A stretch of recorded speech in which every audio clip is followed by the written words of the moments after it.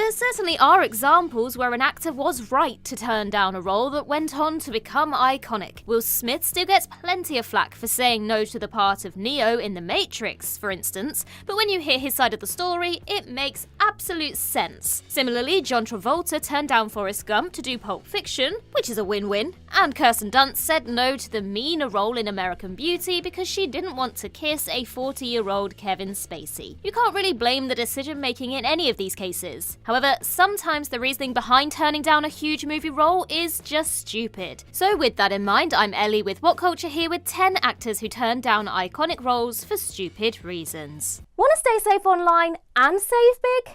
Get up to 76% off a 2-year NordVPN plan, plus 4 months free and up to a $50 Amazon gift card. Just scan the QR code or click the link in the description and it's all yours. Number 10. Russell Crowe thought Wolverine was a Wolfman. X-Men. The role was everyone's favourite mutant, the superhero who made the cinematic X-Men a thing, Wolverine, as so wonderfully played by Hugh Jackman for almost 2 decades across the X-Men franchise. But long before Jackman took the part, and even before Doug Ray Scott was set to play the Wolverine but had to back out due to scheduling conflicts, Russell Crowe was actually director Bryan Singer's first choice. Hilariously, Crowe felt that one aspect of the character was just too similar to his Oscar-winning role as Maximus in Ridley Scott's Gladiator, which he finished filming a few months before X-Men went into production. Crowe said in an interview, "If you remember, Maximus has a wolf as his companion at the beginning of the film, which I thought was going to be a bigger deal at the time. So I said no, because I didn't want to be Wolfie the General, and then Wolfie the other bloke. Like now I'm Mr. Wolfman. I can only do movies that have something to do with wolves. Obviously, Wolverine doesn't really have anything to do with wolves, and he's certainly not a wolfman. So in turning Singer down, Crowe forfeited some colossal future paydays." Number 9. Mark Wahlberg wasn't allowed to have a lisp, Donnie Darko. The role was for the titular protagonist of Richard Kelly's cult classic debut, a troubled young man who receives disturbing visions of an impending apocalypse. Before Jake Gyllenhaal won the star-making role, Kelly looked at numerous other actors including Jason Schwartzman, a 30-year-old Vince Vaughn, and most bafflingly of all, a 29-year-old Mark Wahlberg. Now, Vaughn quite sensibly turned down the role because he appreciated that he was too old to play 16-year-old Donnie, but that apparently wasn't a problem for Wahlberg. The actor was quite keen to take the part, though decided to walk away after Kelly rejected his insistent idea for the character that he played Donnie with a lisp. It makes the brain hurt even trying to conceive how anyone could consider a 2000-era Wahlberg age-appropriate to play a high school student. So while it would have been a fascinating curio, there's a good chance it would have derailed the eccentric brilliance of Kelly's film, lisp or not. Number 8. Olivia Mun didn't want to be eye candy,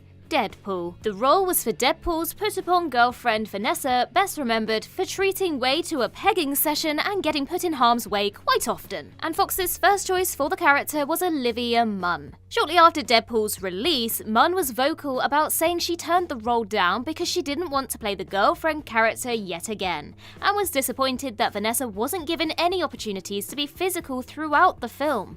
So far, so reasonable, right? Fox was still interested in Mun and offered her a role in another X-Men movie, X-Men Apocalypse, which was shooting at roughly the same time as Deadpool. That role was super mutant Psylocke, which Mun contrasted with the role of Vanessa by noting the added physicality and also the fact that she wasn't simply being used as, quote, eye candy. Except anyone who's seen X-Men Apocalypse probably won't remember much about Psylocke as a character or a superhero, and mostly just recall that she's featured in a skimpy outfit and a number of suggestive poses with camera setups designed to emphasize Mun's physical attributes. So in the end, she was right. She was just eye candy. Number 7. Will Smith wanted the role to be bigger, Django Unchained. The role in question for this one is the protagonist of Quentin Tarantino's blood-soaked western classic, a freed slave who, alongside German bounty hunter Dr. Schultz, seeks to retrieve his wife from southern slave owner Calvin Candy. Before Tarantino ultimately cast Jamie Foxx to play Django, he came very close to casting both The Wire's Michael K. Williams and Will Smith. Williams ended up losing out in the final stretch, but Smith was actually offered the part in earnest before turning it down. Smith is notoriously picky about his projects in one very specific way. He doesn't do a lot of supporting ensemble work and likes to develop projects that are focused around him as a star vehicle. And even when it came to an awards-friendly prestige project like a Tarantino movie, he still wouldn't let this slide, turning the part down because he felt that Django wasn't the true lead of the film.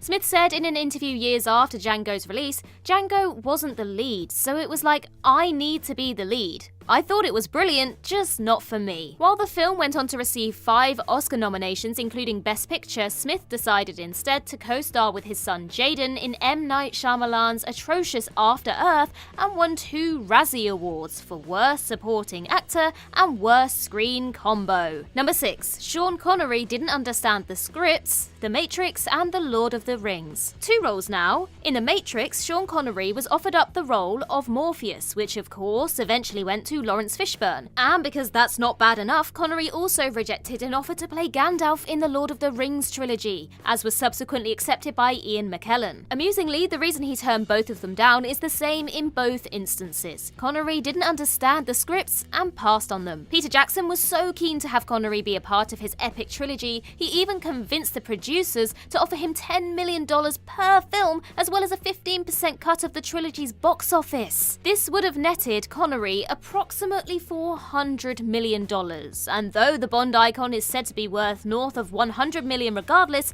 that's definitely worth kicking yourself over no matter how rich you might be. Granted, Fishburne and McKellen are so perfect as Morpheus and Gandalf that it's tough to imagine Connery doing them any better, but in turning down these roles, he turned down literal mountains of money. Number 5. James Purefoy hated wearing the mask, V for Vendetta. The role here was the titular anarchist terrorist whose face is obscured under a mask for the entirety of the movie, identifiable only by his voice. James wasn't only offered the role of V, he actually initially accepted it and got as far as spending 6 weeks filming before being replaced by Hugo Weaving, with a few of his physical scenes even included in the final cut and redubbed by Weaving. There are several differing perspectives on exactly what happened, though by far the most persistently cited story is that he quit the role due to discomfort over wearing a mask for the entirety of the shoot. In an interview prior to leaving the film, the actor said, "That mask is the thing I'll be wearing through the movie. We'll never see my face. It's a great acting challenge. Wearing that thing takes a lot of takes." Hugo Weaving also added later, "I know the difficulties James was having and I was warned by other people. Certain difficulties with the mask. I just think it can feel very hot. You feel quite cut off." Though James has himself claimed creative differences was the reason, that seems to be an explanation suggested only by himself. Number 4. Tom Cruise was worried about first-time director Frank Darabont, The Shawshank Redemption. Before Tim Robbins took the unforgettable role of wrongly imprisoned protagonist Andy Dufresne in The Shawshank Redemption,